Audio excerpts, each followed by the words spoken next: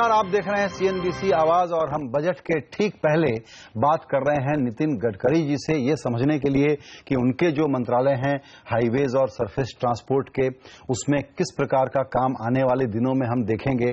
खास करके तब ये बहुत अहम बात है कि जब ग्रोथ का एजेंडा डिलीवर करने के लिए मैन्युफैक्चरिंग सेक्टर के पहले जॉब जहां क्रिएट करने का सवाल है, रोजगार देने का सवाल है, उसमें कंस्ट्रक्शन सेक्टर और खास करके सड़कें बनाने का काम उसका नंबर पहला होगा। गडकरी जी, आप हमारे लिए वक्त निकाल रहे हैं, आज आपका बहुत शुक्रिया। पहला सवाल मेरा आपसे, बहुत सारे विषय हैं मेरे पास, लेकिन पहला सवाल यह होगा कि पिछली बातचीत में भी आपने सीमेंट कंपनियों के बारे में, कार्टेलाइजेशन के बारे में चिंता व्यक्त की थी, लेकिन अभी अभी आपका ताजा बयान आया है, उसको पढ़ करके मैं थोड़ा चौंका इसलिए हूं कि आपने कुछ दिन पहले ही बताया था कि जहां बाजार में 300 के ऊपर का भाव था, वहां पर सरकार को 140 रुपए में ये लोग सीमेंट देने के लिए तैयार हो गए हैं। उस बयान के बाद आपने कार्टेलाइजेशन पर इनको चेतावनी दी है, क्या मामला है? देखिए, जिन लोगों ने हमारे साथ टेंडर में जो शरीक हुए हैं, उन लोगों को मैंने कार्टेल में शामिल होने की बात नहीं कही है। पहली बात तो ऐसी है कि मैंने 2 दिन पहले ही इन सीमेंट फैक्ट्री के प्रतिनिधियों की मीटिंग ली और उन्होंने हमको बहुत अच्छे तरीके से रिस्पांस दिया है और 120 कम से कम रेट मिला हुआ है। और हमने कल उनके साथ, मैंने उनके प्रतिनिधियों के साथ, हमारे सेक्रेटरी और हमारी कमेटी जो उनने सब मैंने खुलकर चर्चा की है और मैंने उनको कहा कि इसको आप लोग अगर कोई कम करना चाहते अभी भी, अगर पैरिटी के साथ तो करें। उसका एक वेबसाइट हमने बनाई है और वेबसाइट से ट्रांसपेरेंसी से पूरा काम होगा और इसके बारे में राज्य सरकार और बाकी केंद्र सरकार के डिपार्टमेंट और हमारी म्यूनिसिपल कारपोरेशन जो भी सरकारी है राज्य और केंद्र की, ये सब इसका फायदा ले सकते हैं और इसलिए इनके बारे में मैंने नहीं कहा।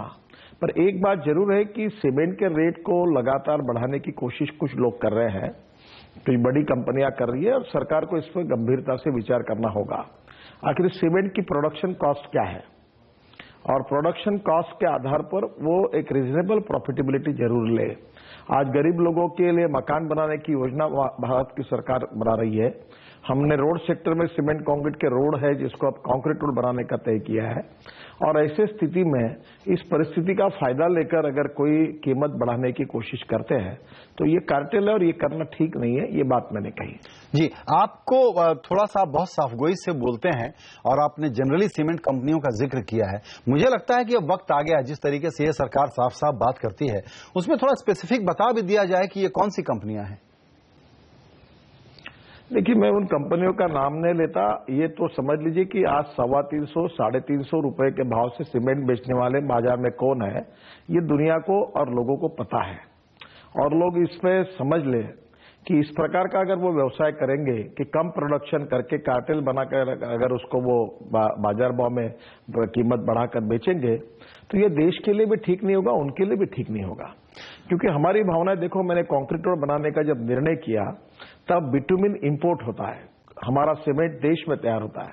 हमारे देश के उद्योजकों को और उद्योगपतियों को और यहाँ रोजगार मिले और यहाँ ज्यादा प्रोडक्शन बढ़े, इस भावना से हमने सीमेंट को इनकरेज किया है और हमारे इनकरेज करने का फायदा रेट बढ़ाने में लेकर मौके का फायदा लेने की कोशिश करना, ये देश के लिए भी ठीक नहीं है और आम लोगों के लिए भी ठीक नहीं है। मुझे लगता है जो लोग समझना चाहते हैं, जिनको मेरे कहने पर टोपी साफ साफ बैठ रही है, उन कंपनियों ने ये समझना चाहिए कि ये करना उचित नहीं है जी। अगर ये करेगा तो केंद्र सरकार को भी कानून का उपयोग करके ऐसे कंपनियों के खिलाफ कार्रवाई करनी। दरअसल आपके इस स्टेटमेंट के बाद हमने देखा कि शेयर बाजार में कंपनियों के, जो सीमेंट की कंपनियां हैं, उनके कुछ शेयरों के दाम गिरे और उसके बाद 2 कंपनियों ने सीमेंट के दाम कुछ कम करके दरअसल आपको यह कहने की कोशिश की है कि देखिए हम रिस्पॉन्सिव हैं और आपकी बात को समझ रहे हैं और दाम कम कर रहे हैं। आप क्या समझते हैं कि क्या प्राइस फेयर है जहां आप इन कंपनियों को देखें और ये तोहमत इन पर न लगे कि ये कार्टेलाइज कर रहे हैं? संजय जी, हमारे पास 38, 39 लोगों ने हमारे टेंडर में सहभागी हुए हैं। उनकी 79, 80 इंडस्ट्रीज हैं जो सीमेंट मैन्युफैक्चरिंग करते हैं। उनके रेट अभी 2 दिन में वेबसाइट पर आ जाएंगे और वो कंपनियों ने हमको ऑफर किया है, वो रेट सब आपको समझ में आ जाएंगे और हमने ये तय किया कि इसके बाद नई कोई कंपनियों को हम अगर उससे भी सस्ता प्राइस देंगे तो भी हम इसमें लेंगे नहीं। ये रेट हमने कहा कि हम आपको प्रोटेक्ट करेंगे और आपने पहली बार ये अच्छी पहल की है। कहीं ऐसा हमारा तो कैश एंड कैरी सिस्टम है जी, कहीं ऐसा तो नहीं है कि ये कैश एंड कैरी सिस्टम है जी, कहीं ऐसा तो नहीं है कि 150 के आसपास का जो रेट हम सुनते आ रहे हैं कि जो सरकार को देने के लिए तैयार हैं, वो सरकार का ऑर्डर चूंकि बड़ा होता है तो लेने के लिए शायद आ गए हों और उनके लिए वायबल नहीं हो और बाद में वो आपके पास आएंगे कि अब दाम बढ़ाइए? देखिए, ऐसा उसमें कॉन्ट्रैक्ट में नहीं है। अभी तक हमारी सरकार आने के बाद हमने अभी मार्च एंड तक कम से कम 1 लाख करोड़ के काम हम लोग अभी कॉन्ट्रैक्ट साइन कर चुके हैं, यानी मार्च एंड तक हो जाएंगे। आप ये समझ लीजिए कि पहले 2 किलोमीटर, हमारी सरकार आने के पहले केवल 2 किलोमीटर पर डे हमारा एवरेज था, पर प्रधानमंत्री नरेंद्र मोदी जी ने और हमारे अर्थमंत्री अरुण जेटली जी ने भी हमको बहुत प्रोत्साहित किया है और इसलिए हम लोग 15 किलोमीटर पर डे तक पहुंचे। इस मार्च एंड में हमारा एवरेज 14 से 15 किलोमीटर रहेगा और इसलिए हम लोग और ये बढ़ाना चाहते हैं। और मेरा प्रयास है कि हम लोग पीपीपी मॉडल को भी हमने सुधारा है। जो इक्विटी का इरोजन हुआ था, इसलिए पीपीपी इसमें प्राइवेट लोग आ नहीं पा रहे थे, कुछ दिक्कतें जो खड़ी हुई थी, इसमें हमने अब 40% हम सरकार की ओर से पैसे देंगे, 60% वो इन्वेस्ट करेंगे, उसमें से 18% उनको देकर वो बैंक में लोन लेंगे और इसमें एन्युटी के लेवल पर हमने गारंटी ली है और हम उनको ईयरली रिटर्न्स उसमें देंगे। Environment, forest clearance, risk, traffic density सब हमने रिस्क ली है और ये मॉडल कल हमने प्रेजेंट किया, इसकी भी काफी तारीफ हुई है और मुझे ऐसा लगता है कि ये सेक्टर अभी काफी अच्छे से दौड़ने लगेगा और इसमें इस समय सीमेंट की इंडस्ट्री को इसका फायदा होगा और बहुत अच्छी तरह से सीमेंट इंडस्ट्री इसमें प्रोडक्शन बढ़ाएगी। और मेरा उनसे अनुरोध ये है कि कम प्रोडक्शन करके ज्यादा रेट लेने के बजाय फुल कैपेसिटी में चलाओ और रिजनेबल प्रॉफिटेबिलिटी करके देश के निर्माण में आप सहयोग करो, यही मेरा उनसे अनुरोध है। मैं कोई इंडस्ट्री के विरोध में नहीं हूं। बिल्कुल बिल्कुल बिल्कुल। आपने ये जो बताया हाइब्रिड एन्युटी का, जो आपने एक नया मॉडल सामने रखा है जिसमें सरकार अपने ऊपर एक ओनरशिप ले ताकि डेवलपर का भी भरोसा बढ़े और 40% सरकार देगी, 60% डेवलपर देगा। और आपने बिल्कुल ठीक कहा कि इसकी जो शुरुआती रिस्पांस आया है वो ये है कि एक अच्छा मॉडल है, लेकिन पिछले दिनों आप लगातार एक नया आदर्श मॉडल ढूंढने में लगे रहे हैं कि सरकार प्राइवेट सेक्टर के साथ मिलकर के काम कैसे करे। तो क्या यही एक फॉर्मेट है जिस पर आपको लगता है कि आपको जो लक्ष्य प्राप्त करना है सड़कें बनाने का वो हासिल हो जाएगा, या कुछ और मॉडल आने वाले दिनों में आप एक्सप्लोर कर रहे हैं? देखिए, हमारे पीपीपी मॉडल में और रोड कंस्ट्रक्शन में हमको जो बेसिक प्रॉब्लम्स थे उसमें से प्रमुख प्रॉब्लम लैंड एक्विजिशन का था। अब लैंड एक्विजिशन की कॉस्ट हमारी सरकार ने बढ़ा दी, किसानों के हितों को ध्यान में लेकर मैं उसका स्वागत करता हूं, पर उसमें लैंड एक्विजिशन जल्दी होनी चाहिए। दूसरा, फॉरेस्ट एंड एनवायरमेंट मिनिस्ट्री में बहुत हमारे प्रोजेक्ट अटक गए थे। जावड़ेकर जी आने के बाद उन्होंने बहुत अच्छी तरीके से निर्णय किया और काफी हमारे प्रश्न सॉल्व किए हैं। तीसरा, रेलवे ओवरब्रिज में हमको देरी लगती थी, बाय एंड लार्ज उन्होंने ऑनलाइन सिस्टम किए, उसमें भी हमारे प्रॉब्लम सॉल्व हुए हैं। मैंने स्टेट गवर्नमेंट को लगातार कहा है कि आप भी इसमें सहयोग करिए। और दूसरी ओर आपको संजय जी पता होगा कि अब हम लोग हमारे देश में केवल 5 ही इनलैंड वाटरवेज थे। एक गंगा का था, एक हमारा महानदी पर था, एक हमारा बंकिंगहम कैनाल का था, एक केरल का था। अब हम इसमें से 5 के बजाय 101 देश के रिवर्स को इनलैंड वाटरवेज में बनाने के बारे में पार्लियामेंट की अनुमति के लिए इसी अधिवेशन में अपना बिल पेश कर रहे हैं।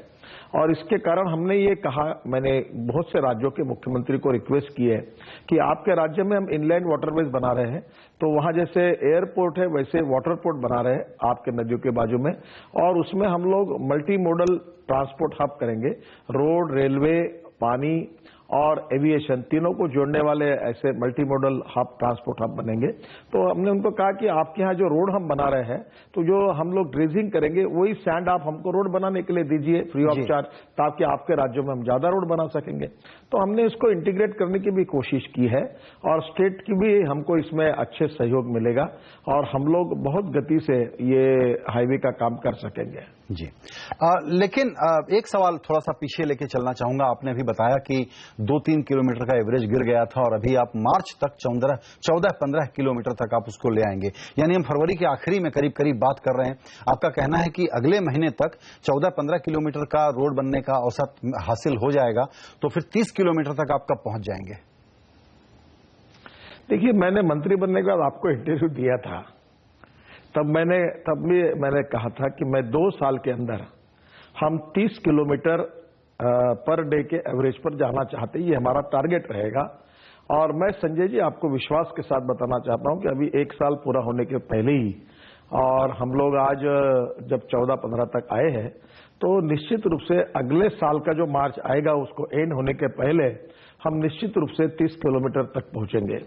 दूसरा एक टारगेट हमने तय किया है, जिसके बारे में हमने फाइनेंस मिनिस्टर को एश्योर किया है कि हमारे देश में जो जीडीपी ग्रोथ है उसमें हमारी शिपिंग इंडस्ट्री हो, इनलैंड वाटरवेज हो, हमारे पोर्ट्स हो, हमारे नेशनल हाईवे के रोड हो, हम लोग इसके बारे में कम से कम 2% देश के जीडीपी में हम कंट्रीब्यूट करेंगे। और ये हमारा टारगेट है। और अगले साल आने वाले मार्च के एंड तक, जब अगले साल का बजट आएगा उसके पहले हम लोग 2% ग्रोथ रेट में कम से कम देश के लिए कंट्रीब्यूट करेंगे। ये हमने टारगेट रखा है और ये हमारी कोशिश है, और मेरा विश्वास है कि हमारी आज सबके सहयोग से ये भी टारगेट, दोनों भी टारगेट हम निश्चित रूप से पूरा कर सकेंगे। तो मेरा अगला प्रश्न ये है कि जो पैसा चाहिए वो आएगा कहां से? तो आपने अभी वित्त मंत्री जी का जिक्र किया कि 2% जीडीपी में अगर आप कंट्रीब्यूट करना चाहते हैं और आप कर सकते हैं, आपको सहयोग चाहिए, तो अभी जो बजट सामने आ रहा है उसमें आप क्या एक्सपेक्ट कर रहे हैं कि आपके लिए जेटली जी करने जा रहे हैं? मुझे अर्थमंत्री जी पर विश्वास है कि देश के प्रगति और विकास के लिए वो इंफ्रास्ट्रक्चर को एक्सेलरेट करना चाहते हैं, मदद करना चाहते हैं, और इसलिए हमारे रोड सेक्टर का, इनलैंड वाटरवे, शिपिंग का, वो निश्चित रूप से दोनों तरफ ध्यान देकर हमारे बजट में बढ़ोतरी करेंगे और हमको बहुत अच्छा सपोर्ट करेंगे। ये मेरा उनसे मुझे अपेक्षा भी है और विश्वास है। और एक बात के लिए मैंने उनको अनुरोध किया है कि जैसे हमारे प्रधानमंत्री जी ने कहा कि स्वच्छ भारत, तो हमने उसको जोड़कर स्वच्छ भारत, प्रदूषण मुक्त भारत कहा है जी। और इसलिए हम हमारे देश में करीब 9 लाख करोड़ का पेट्रोल, डीजल और गैस इंपोर्ट होता है। हम चाहते हैं कि हमारे देश का किसान ये देश के लिए फ्यूल, ऊर्जा और फ्यूल तैयार करे, और इसलिए बायोडीजल, इथेनॉल, बायोगैस और इलेक्ट्रिक पर हम बस ट्रांसपोर्ट को हम ट्रांसफर करके हम देश में एक नए ग्रीन रिवोल्यूशन को लाना चाहते हैं और देश को प्रदूषण मुक्त बनाना चाहते हैं। ये डीजल है, इससे जो कार्बन मोनोऑक्साइड होता है ये निश्चित रूप से बहुत ही हजारडस है। और आपको बताते हुए मुझे खुशी हो रही कि हमारे कुट पोर्ट में ये एडिबल ऑयल इंपोर्ट होता है, मलेशिया से पाम ऑयल आता है जी। तो वहां 9-9, 10-10 रिफाइनरीज हैं। तो मैंने हल्दिया के प्रोजेक्ट में वहां भी कहा, और कृष्णपट्टनम पोर्ट प्राइवेट है, वहां भी उनको कहा है कि यहाँ जो हमारी रिफाइनरीज है उसमें जो रेसिड्यू निकलता है उससे हम बायोडीजल तैयार करेंगे, और वो बायोडीजल तैयार किया हुआ जो डीजल है वही पोर्ट में सब जगह यूज करेंगे ताकि वो ग्रीन पोर्ट बने जी। और हम ये 12 पोर्ट को लगकर लगभग 12 हम लोग एक स्मार्ट सिटी भी बना रहे हैं, और उसमें हम लोग निश्चित रूप से पोर्ट रिलेटेड एक्टिविटीज को भी बढ़ाएंगे और आदर्श ऐसी स्मार्ट सिटी भी बनाएंगे जहां नए रोजगार का निर्माण होगा, और इंपोर्ट एक्सपोर्ट के बारे में हमारे पोर्ट की इफिशियंसी को बढ़ाएंगे। और इसके अलावा बहुत सा प्लान हमने ये वहां करने का, ये हमारा सागरमाला प्रोजेक्ट है, उसमें हमने बहुत सी योजना है जिसमें इंक्लूसिव ग्रोथ वहां की हो, इसकी योजना हमने बनाई है जी। चूंकि आपने पोर्ट का और स्मार्ट सिटी का जिक्र किया है तो मुंबई की आवाज में जरूर उठाऊंगा, लेकिन वो थोड़ा आगे चलते हुए यहां फिर आपसे एक सवाल पूछना चाहूंगा कि आपको अभी जो डिलीवर करना है उसके लिए जितना पैसा, अब आपको 2 लेवल पे चाहिए। एक तो आप एन्युटी के तौर पर जो सरकार की तरफ से पैसा देंगे, डेवलपर के साथ इन्वेस्टमेंट करेंगे वो, और एनएचएआई को जमीन को एक्वायर करने के लिए पैसे चाहिए होंगे। तो अगले 1 साल के लिए अगर आप आंकड़ा दे सकें कि आपको कितने की जरूरत है जो आपको जेटली जी दे देंगे। देखिए, पहली बात तो ऐसी है कि हमारा बजट जो 27,000 करोड़ का है वो कम से कम 50,000 करोड़ तक जाए, ऐसे हमने उनसे रिक्वेस्ट की है। और पहली बार मुझे लगता है कि उनकी अपनी भी मर्यादा है, पर इंफ्रास्ट्रक्चर के बारे में वो काफी कॉशियस है और हमारे लिए फेवरेबल है, हमको अच्छा बजट मिलेगा। दूसरा, हम केवल बजट पर ये प्लान नहीं कर रहे हैं। पहली बात तो एक उसमें हमने पहले 2-3 सोल्यूशन पर काम करे। कुछ हमारे सामने समस्या है और इस पर अभी एकदम समाधान नहीं निकला है। सरकार ने हमको जो टैक्स एग्जम्पशन दिया है उस पर जो बॉन्ड खड़े कर सकते हैं उसमें करीब अभी 50,000 करोड़ हम मार्केट से खड़े कर सकते हैं। दूसरा, पेंशन फंड के बारे में सरकार ने अब निर्णय किया है कि पेंशन फंड को, क्योंकि मैं उसका फॉलोअप कर रहा था, मुझे बहुत खुशी है कि हमारी लेबर मिनिस्ट्री और फाइनेंस मिनिस्ट्री ने ये निर्णय किया है कि इंफ्रास्ट्रक्चर के लिए भारत के पेंशन फंड का भी उपयोग होगा, उससे भी हमको फायदा मिलेगा। तीसरा, ये पेंशन फंड के साथ साथ भारत के सरकार ने निर्णय करने के कारण फॉरेन पेंशन फंड के लोग मुझे मिल रहे हैं, उससे भी हमको सपोर्ट मिलेगा। तीसरा बात इंपॉर्टेंट ये कि हमारा टोल कलेक्शन करीब 10,000 करोड़ तक है। आने वाले 2 साल में ये 13 से 14,000 करोड़ तक जा सकता है, और 15 साल का अगर ये इनकम है, ये करीब 2 लाख करोड़ तक जाएगा। इसको हम सिक्योरिटाइज कर सकते हैं, तो उससे भी हम लोग 1,50,000 करोड़ खड़े तो दरअसल आप बहुत ही इनोवेटिव फाइनेंसिंग की बात कर रहे हैं। तो मैं और एक फाइनेंस की बात करता हूं, जो मेरी अड़चन है उसका भी सोल्यूशन ढूंढने की कोशिश कर रहे हैं।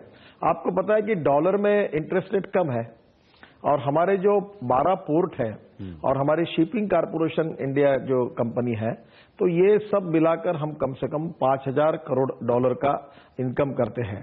ये टर्नओवर है, प्रॉफिट नहीं है। अब यही 3 लाख करोड़ रुपए होते हैं।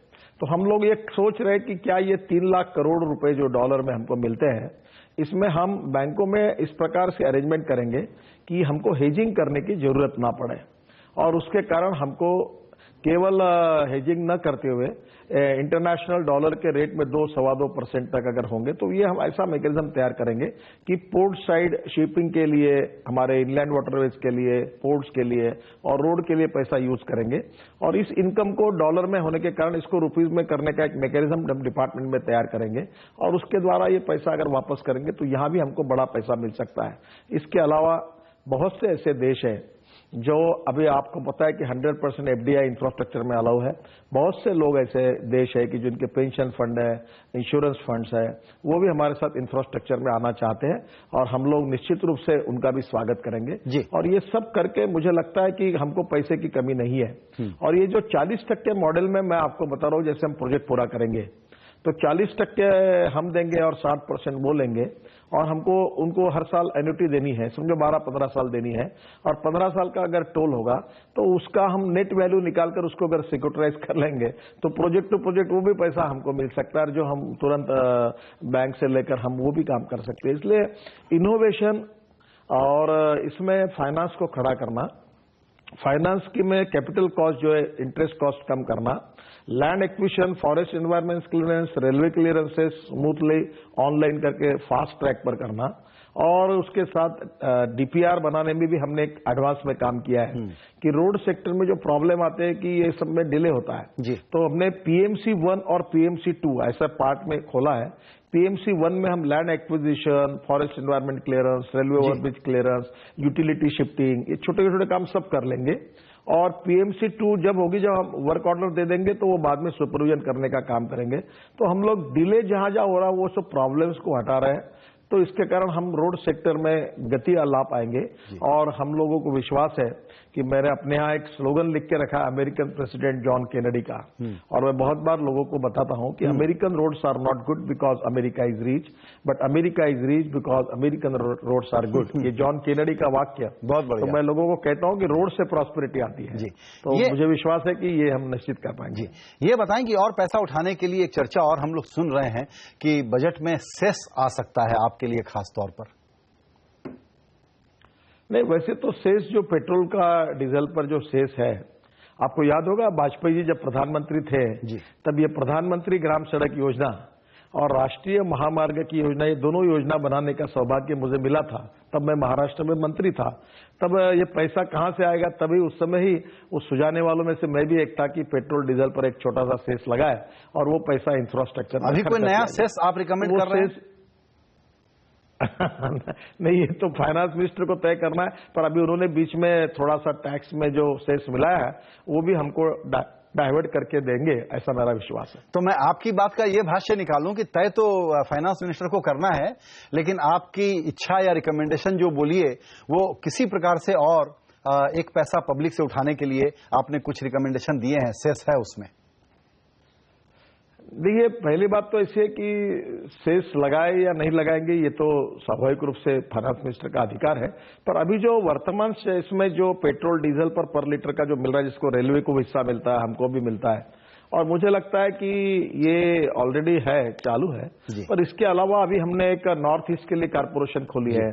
अब हम लोग उत्तराखंड में करीब 11,000 करोड़ का नई अलाइनमेंट तैयार करके रोड बनाने का योजना बनाई है। और मैं रिलीजियस बड़े बड़े हमारे सेंटर है, आज ही मुझे प्रकाश सिंह बादल साहब मिले थे और उन्होंने मुझे हमारे गुरु गोविंद सिंह जी के इसमें जो विशेष रूप से नांदेड़ से लेकर तो पंजाब में आनंदपुर साहिब तक का पूरा रोड को उन्होंने कहा कि राष्ट्रीय महामार्ग में 4 लेन में रूपांतरित करने की मांग की और मैंने कहा कि मैं जरूर इस काम को करूंगा। तो ऐसे अनेक नए नए इसमें हम लोग को अभी प्रधानमंत्री जी जब हमको यहाँ मानस सरोवर जाना है तो बहुत दूर से जाना पड़ता है, तो उत्तराखंड से रोड की जो लेंथ है उसको करने के बारे हम लोग विचार कर रहे हैं। तो मुझे लगता है कि हम रोड सेक्टर में जो, क्योंकि हमारे देश का 48 लाख किलोमीटर जो रोड की लेंथ है उसमें से करीब 1 लाख किलोमीटर अगर नेशनल हाईवे अभी पहुंचता है नए घोषित करने के बाद में, तो 1 लाख किलोमीटर में देश का 40% ट्रैफिक तो हमारी रोड पर है। बिल्कुल। अब इसमें रोड सेफ्टी का भी हम नया एंगल सोच रहे हैं कि रोड में एक्सीडेंट कैसे न हो। बिल्कुल। रोड के बाजू में हम रोड साइड एमिनिटीज के कम से कम 1,500 से 2,000 सेंटर्स खोल रहे हैं, जिसमें गाड़ियां खड़ी हो सकती है, पेट्रोल पंप होगा, होटल्स होंगे, मोटल्स होंगे, कहीं छोटे से मॉल्स, दुकान होंगी। दरअसल ये तो रोजगार मिलेगा। जी, ये तो आप बिल्कुल अच्छा एक नया बिजनेस आइडिया जो क्रिएट होने जा रहा है, जो नए मौके खड़े होंगे, उसकी भी जानकारी आप दे रहे हैं कि हाईवे के इर्द गिर्द किस तरह के बिजनेसेस डेवलप किए जा सकते हैं। मेरा वक्त खत्म हो रहा है रोड पे, एक सवाल चर्चा में है उसका जिक्र करना चाहूंगा। वो ये है कि पिछले दिनों ये जो ऐप के जरिए या रेडियो टैक्सी जिसको बोलते हैं उस पर बड़ी चर्चा हुई और अभी आपने उस पर यह कहा है कि इसको मोटर व्हीकल एक्ट के तहत लाना चाहिए। इसको हम थोड़ा समझते हैं, क्योंकि हमारा व्यू ये है कि इस सरकार का सूत्रवाक्य है कि मिनिमम गवर्नमेंट और मैक्सिमम गवर्नेंस अगर हो, तो बहुत सारे ऐसे नए इनोवेशन हो रहे हैं टेक्नोलॉजी के कारण और कंज्यूमर की इच्छा के कारण, जहां सरकार इसमें रेगुलेट करने से या कंट्रोल करने से दूरी रहे तो अच्छा है। देखिए, पहली बात तो हम लोग कोई कंट्रोल नहीं करना चाहते। मोटर व्हीकल एक्ट ये जो सब्जेक्ट है कॉन्करेंट लिस्ट में है और राज्य सरकार और केंद्र सरकार मिलकर हम कानून बना रहे हैं। ये कानून ऐसा है कि पूरी तरह से ट्रांसपेरेंट, करप्शन फ्री और सुरक्षा के दृष्टि से महत्वपूर्ण है। और मैं आपको बताना चाहता हूं कि मेरा कहने का अर्थ गलत निकाला गया। हम लोग जिसमें सेफ्टी के बारे में, मैंने एक स्टेटमेंट दिया था जिसमें कुछ लोगों ने उस समय उसकी मजाक उड़ाई थी। मैंने कहा टैक्सी में कोई हादसा हुआ तो टैक्सी बंद करो, बस में हुआ तो बस बंद करो। नहीं, वो आपने बड़ा अच्छा बयान दिया था, क्योंकि उस वक्त सरकार की जिस भी विभाग ने जो काम कर दिया वो गलत काम था, रिग्रेसिव काम था। आपने बिल्कुल सही बात कही थी। और मैंने ये कहा कि इसका मार्ग ये है कि अब नई टेक्नोलॉजी का उपयोग करके हम सब लोग एक प्राइवेट टैक्सीज वाली कंपनी आ रही, इसमें इंफॉर्मेशन टेक्नोलॉजी का उपयोग करके हम सेफ्टी के बारे में ऐसे नॉर्म्स लिंक करेंगे और राज्य सरकार को इसके बारे में कानून बनाकर उस प्रकार की व्यवस्थाएं करनी है ताकि कोई भी हादसा नहीं होगा, हम इसको कंट्रोल कर सकेंगे। अब इसमें मुझे नए नए प्रेजेंटेशन मिले हैं, एक नंबर घुमाया गाड़ी से तो तुरंत पता चलता कहां है, गाड़ी में कुछ उन्होंने ऐसे नए नए संशोधन किए हैं। तो ये सब बारे में हम चिंता करेंगे। हम लोग कोई टैक्सी के धंधे को अपने हाथ में लेकर कंट्रोल करके किसी को तकलीफ देने का काम नहीं करेंगे। उल्टा हम ई गवर्नेंस के साथ कोई हमारे ऑफिस में ना आए, अपने इंटरनेट में घर में बैठकर उसको सब परमिशन मिले, यही हम चाहते हैं। और आपने बात सही कही कि minimum government and maximum governance, यही हमारी की जरूरत है। बिल्कुल सर, आज आपने ठीक बजट के पहले सीएनबीसी आवाज के दर्शकों से बातचीत करने के लिए समय निकाला और आपने जो कहा है इसमें बहुत सारी बड़ी न्यूज पॉइंट और नई अपॉर्चुनिटीज का एक क्लियर आभास मिलता है। बजट के दिन इनमें से कई बातों की पुष्टि भी होगी। आपका वक्त निकालने के लिए बहुत शुक्रिया। नमस्कार।